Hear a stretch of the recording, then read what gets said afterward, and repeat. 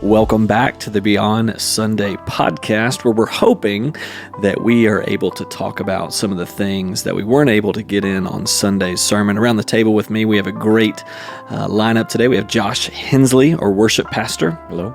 We have Paxton Red, our discipleship pastor. Hey, hey. And we have the one, the only Kevin Lee, our lead pastor, joining us today. Howdy, howdy. Paxton, you finished up our sermon series that we had this past week on arrows. So if you could, just give us a quick recap of where we kind of went. Absolutely. Yeah, so we finished up the arrows sermon series by talking about releasing those arrows. And so we talked about some of the challenges of that, and in particular, some of the mistakes that are made right at the point of releasing those arrows. 3 real quick ones that we touched on were forgetting that those arrows have purpose, carelessly releasing them without a plan, and then growing too fatigued to be able to release them well because we hold on too long. We talked about 2 ways in particular to be able to overcome those obstacles and to be able to do a good job of releasing our arrows. And one of which was release with a blessing, and then to trust Jesus with them. And so that leads me to our first question to discuss around the table here. Can I start with a question? Sure. Yeah. Before we get serious, can I just say something that I enjoyed about Sunday? I enjoyed that for the past couple of weeks, we've been talking about shooting our arrows and shooting people, and you actually took it literal on Sunday. That was my question. Yeah, I was okay, ask your question. Sorry, go ahead. So you got to shoot a bow and arrow. I did. And now it was a Nerf. I mean, I love that you built up to that. But I'm reminded, I've been to some of those things where like you put on, have you ever been to those carnivals where like you put on these blow up boxing gloves and then like you get one of your kids in there with you and you just kind of like get the permission to wail on them? Not. Okay. This is what I was thinking, because each service you shot an arrow. I did. At an apple held by who? Yeah, it was all of our residents. Every single resident. Now, got every Paxton, one of them. you are in charge of the residents. I am. Okay. So my question, in the thought that this is your opportunity to let them have it, you know, all the frustrations of the week, everything that has been pent up through this whole process, which resident was the most fun to just shoot? Oh, man, that's a really good question. Honestly, Tate, Yeah. I enjoyed the most because Tate's dad, right before the service, who had seen this happen in the service before, so he knew what was coming, Tate's dad was nice enough to say, hit him in the head. So It's a good thing he's a surgeon in case anything goes wrong. What is up, Newark family? This is Tate Wells, worship resident at Newark Fellowship, coming at you once again from the future in the editing process. Just need to speak with Pastor Paxton for a moment, if y'all don't mind. Paxton, I just want to say that as your friend, as your student, and as your brother in Christ, I forgive you. But I will never forget. So I was really excited to do that, and I even told Tate, hey, my dad told me to shoot you in the head, It was my dad, Paxton. and he didn't take me serious. The way that you laughed after so you genuine. shot Tate on Sunday, like I don't think there was anybody who wasn't smiling in the room. It was great. I mean, we legally assaulted people. It was wonderful. I'm thankful it was a Nerf arrow, because you would have taken off his ear. Yeah. It would have been earless. So the first 3 had no idea that it was coming. Yeah. But Tate knew, so that made it even more fun. It was great. Anticipation. All right, let's get serious. Serious question. Serious question here. So what did your parents do in the process of releasing you that you would say they did really well? Do you have an example? My parents were super intentional. And I would say this process didn't happen all at once, but they were super intentional with me starting around my senior year and all the way through college about wanting to know and be around the friends that I had. And there were several tough conversations that happened with them wanting to do that. But just looking back now, I mean, we hear this said all the time that we are a combination, an average of the 5 people that we hang around the most. And my parents were really in tune with that, really aware with that. And there were times where, even as a young adult, 18 or 19 years old, they were like, no, you're not gonna participate or be hanging around this person. And I would get mad, I would get angry, but looking back now, I'm so thankful that they did. So I'm the youngest of 3 boys, and I think one of the benefits of being the youngest is being able to watch, in this sense, the other arrows fly off. Raised in the same household, we heard from Michael Venable last week that each one of his kids are different in the sense of how they were released and how they were parented, how they were sculpted as arrows. But I think for me, being third in line and watching my brothers go through the things they did and how they entered into the world per se when they went off to college, and how my parents actually dealt with that was a way that I would say it wasn't intentional how they released me because I was the youngest, and I think they had a little bit more insight on, okay, he's observed some of these things. But I think the things that my dad taught me growing up wasn't necessarily at the release, but in the sculpting. So I think about the way that my dad taught me to take pride in what I do. If I'm going to put my name on it or put my hands to it, then it needs to be of quality and reflect what I am wanting to do with it and through it. I'm also family of all boys. I was third in line. And, I think my parents got better and better at the releasing as we moved through the progression of the boys. Mm-hmm. My oldest brother, he was of the philosophy of the 12-18-30 rule of his own volition. As soon as he could get out of the house, he got out of the house. And it was quite contentious. And I don't remember a lot of that. I was 11 years younger than him, but I saw and felt some of that. By the time I would say my parents released me, there was a lot of the blessing that came with that. Now, a lot of that is because obviously I'm the best of the 4 boys. Yeah, you are. But I remember some things that Dad did that were especially meaningful when I graduated from college. He gave me his pocket watch. I didn't wear a pocket watch, but I knew the story about that pocket watch. How Dad, as a teenager, had saved his own money. And worked hard and went to the store and picked it out and was so proud of it. And, he gave that to me as just a congratulations. And, I still have that sitting on a shelf in the living room that I can see every day. Super cool. So, like I said, I think they got better at it. And I think there's hope for parents who have released some of their kids and they think, I've kind of messed up or I didn't do it well.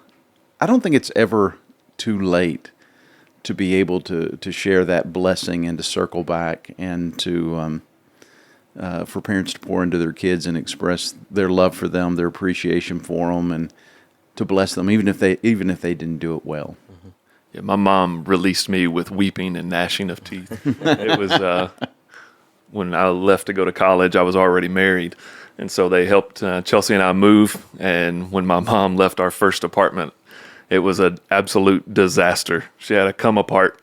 And so it was not a pleasant release from that, but they did a lot of things really well. Just that final moment was tough on her. Paxton, I want to ask you something. So you talked yesterday about the story that you told about your dad, right? That if you finished well in high school and you didn't get into a mega amount of trouble, that he would shake your hand at the end, right? And how important that was to you. And I was just sitting there thinking, man, your dad was in the room first service. Yeah. So what was that like? Yeah. Sharing that with you, and then I'm assuming, I don't know, but I'm assuming at some point you probably looked at him eyeball to eyeball, right? Yeah, it was really cool. After the service, I walked over and he just kind of gave me a little side eye, and Did you shake his hand? Stuck out his hand. Yes, sir. Yeah, it was a really cool moment, even yesterday. And it is those small things, the pocket watch, the handshake. Yeah. It's the things that probably have zero significance to someone else that mean the absolute most because you know the stories behind those things. And so I think a lot of times we feel like this release has got to be something grand, or a blessing has got to be something over the top, and it doesn't. Mm-hmm. It's those small moments that make the biggest difference.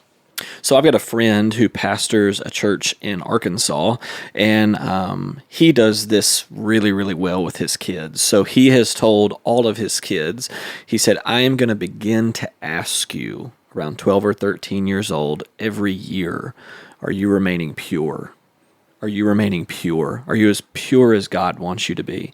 And he goes, and if we can get to when you graduate and you can still honestly answer yes, I will take you anywhere in the world that you want to go for 2 weeks. I don't know what they're paying that pastor, right, for him to be able to do it. But I just thought that that is so cool to be able to have this ongoing, not just a conversation, but an ongoing planning of I want to go and do this. I want to go and experience this with you. But I think a lot of that is the relationship that makes such a huge difference. Is that they know it's coming, and honestly, those family rituals are so important. Those dynamics where they know it's coming, they know there's a question, there's relationship there, and anticipation of what that could mean. Yeah, and it turns the conversation instead of hey, don't do these things. It's like hey, no. If you'll just do this right, we'll get to go do this thing. And isn't that kind of the crux of being a believer, right? It's not about what we can't do, but it's about the joy and the fulfillment of what we can get to experience when we just do it His way. Yeah. So I think there's a lot of excitement built up. And as you guys were talking, I was thinking about the moments where I have been actually hunting, shooting an arrow, shooting a gun, and at a target. And a lot of the practice that goes into that. One of the things that is exciting when you're practicing is how close did I get to the target? And, either you have a finder that you spot the target with after you shoot, or it's kind of like this excitement that you run up on the target to see how close you got to the bullseye. And I think as parents, that's what our tendency is. Like once we shoot, that's not the final time, it's not the moment that we say, okay, I'm done with this, like wash off your hands and be done with it. It's more of you intentionally are looking towards like, okay, how close did I get? And there's pride in how close you got. And, if you go and you see that the target is, you're off the target a little bit, you make those changes on how that you get it closer to the target. Paxton, one thing that you said yesterday that I thought was so good is that releasing is not about releasing at one time. And you went through all of these major release points in our kids' lives. Okay, they're going to kindergarten, or they're graduating elementary school, they're going to middle school. And I just thought that was so good to think about, not just one big moment of release, but okay, we're going to do this little by little, and then you equated it to after every single one of those releases, we're just taking another step back. We're taking another step back. I just thought that was really cool. Yeah, it's a good image. Yeah, that was one of the things that I literally did when I was first learning to shoot a bow. Yeah. Was I just kept taking another step back. And I remember I was in the backyard when we lived in a parsonage, and this guy was driving by, and I'm standing out in the middle of this open field behind our house. And he goes, "What are you doing?" And I was like, "Shooting my bow." And he goes, "Where's the target?" And I was like, "It's way over there. You probably can't even see it from where you're at," because I just incrementally got to that point. And so I think the same is true as parents, right? There comes a point where people are like, "Man, where are you actually going with this?" And we're like, "Hey, we've gotten this far, and so we're shooting long distance targets now. We got big expectations." One of the things that I think is important to remember when we talk about, launching our kids, releasing our kids, the reality is they long for that blessing, and they're looking for it even when they may not even know that's what they're looking for. Hearing you, Josh, talk about hunting, I've kind of had an inside scoop to you, taking up that activity that was so much an important part of your dad's life.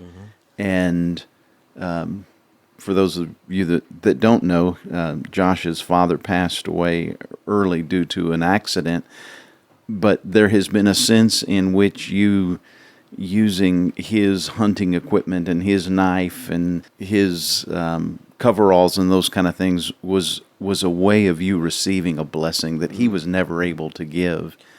And the truth is, all of us are longing for that blessing. It's in our DNA. And Kevin, I mean, this is a testament to who you are, not only as my pastor at Newark, but kind of a little bit of a relationship that maybe people don't know is you kind of stepped into kind of that shepherding role when I got here, because I think I was 5 years out from my dad's death.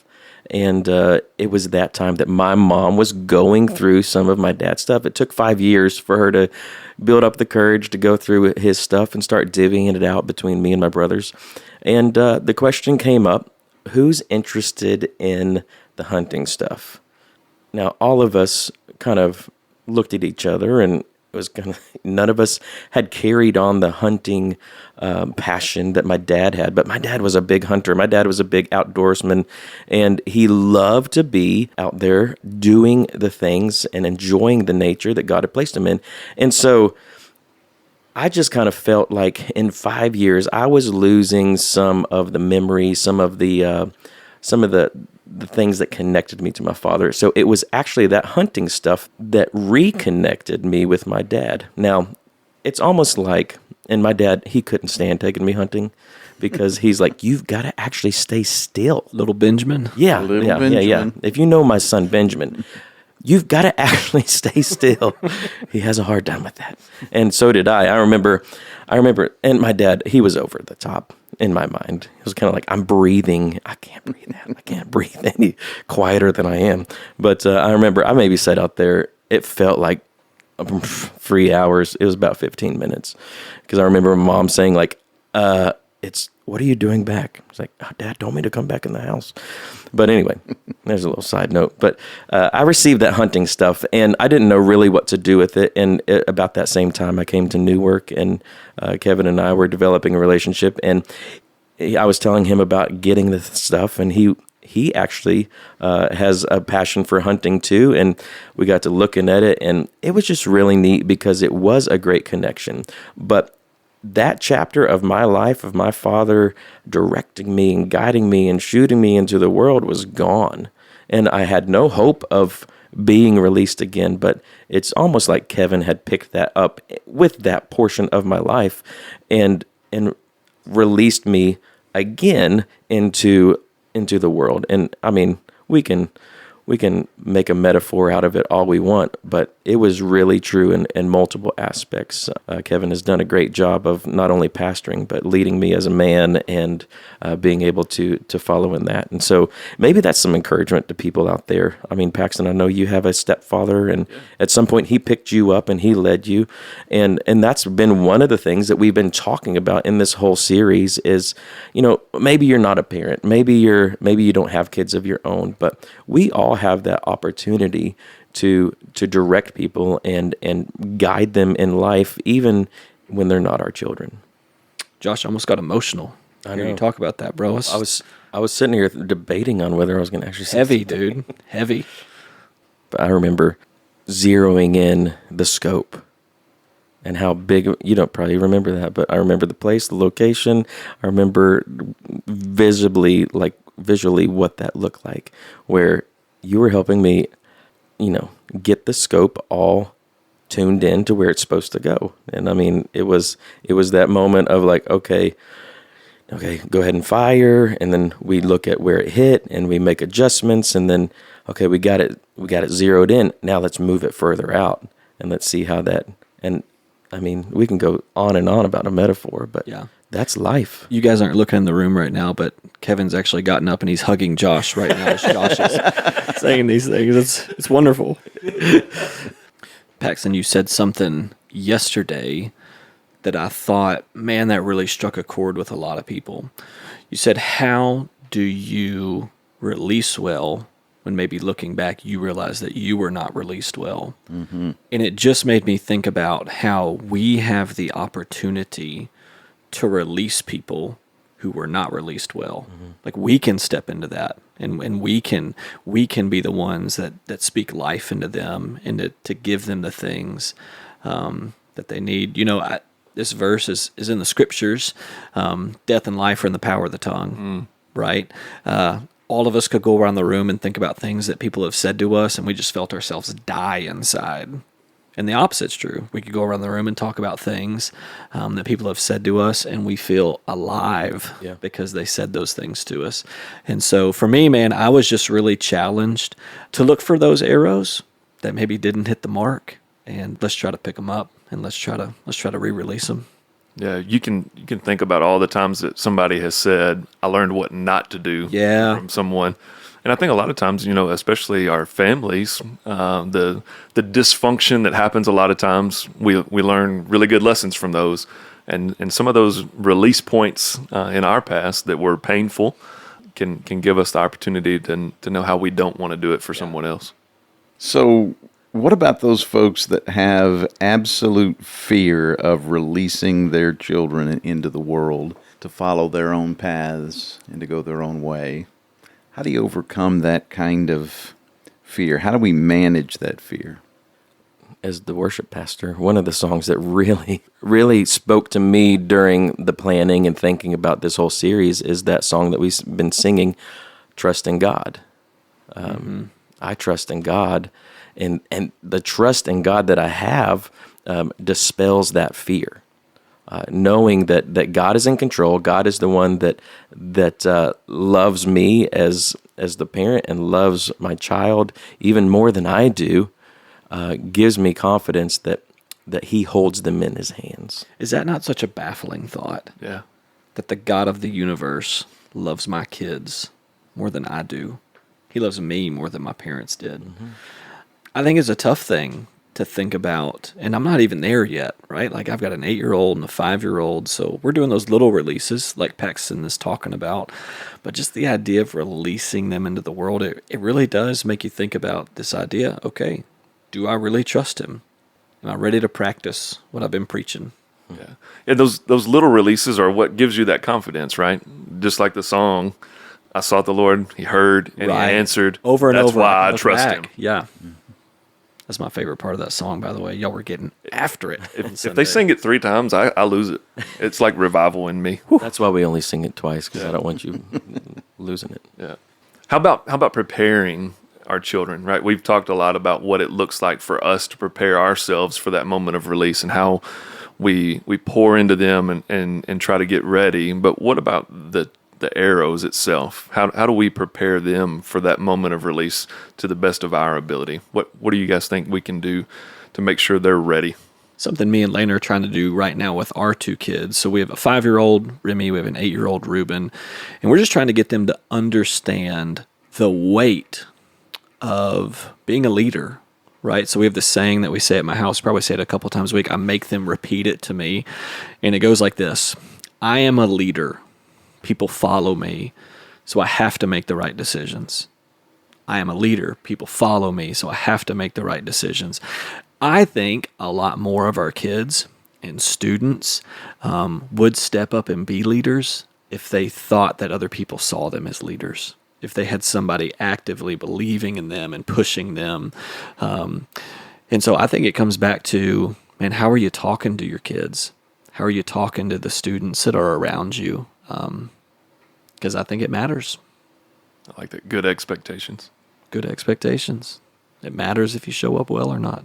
And I don't think it's too late. Maybe you're finding yourself like, well, that would just be kind of weird for me to pull back in and be intentional, because I haven't been intentional for the last however many years. But I don't think it's ever too late, and it speaks volumes to your children when you come back and say, hey, I'm being transparent with you. I haven't done the job that I'm supposed to do. And we're going down this path that maybe isn't the best, not only for me, but for you. And so I want to pull in right next to you in this moment and maybe be more intentional in the way that I'm leading you.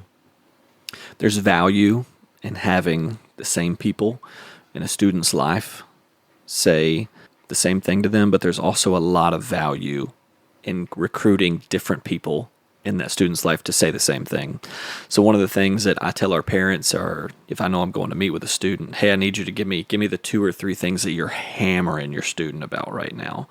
So just finding those same people that are going to reinforce what you're trying to do, what you're trying to build in them. I think is important. And I also think it's just important for us as parents to realize just this simple fact. They were his before they were ever ours. And we're just stewards, and we're going to give an account of how did we steward our time, how did we steward our money, how did we steward our gifts, and how do we steward our kids. So thinking about that on the daily will sober you up. Yeah, no doubt. One of the things I think is really cool about this is, Josh, like you mentioned, we want to look immediately to that target and see how close we came, right? We've prepared them. We've gotten all this done. Now we want to look at the target and see how close we came. But the cool part is even if it appears we're off target, there's a chance for reconciliation. There's a chance to make things right, even without our involvement, right? God working in the hearts of our children. They can have a course change, a drastic course change at any point. And so the cool thing is we might say, man, it looks like we missed the mark. And then God does what only God can do. Right. Trust in God. Yeah, that's right.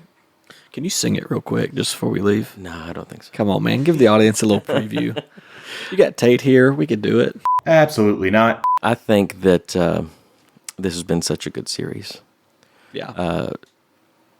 It's been fun planning for. I think you guys have enjoyed preaching it, and I think it's been good for our parents. I've heard a lot of people comment on it. A lot of people talk about even just implementing some of the things.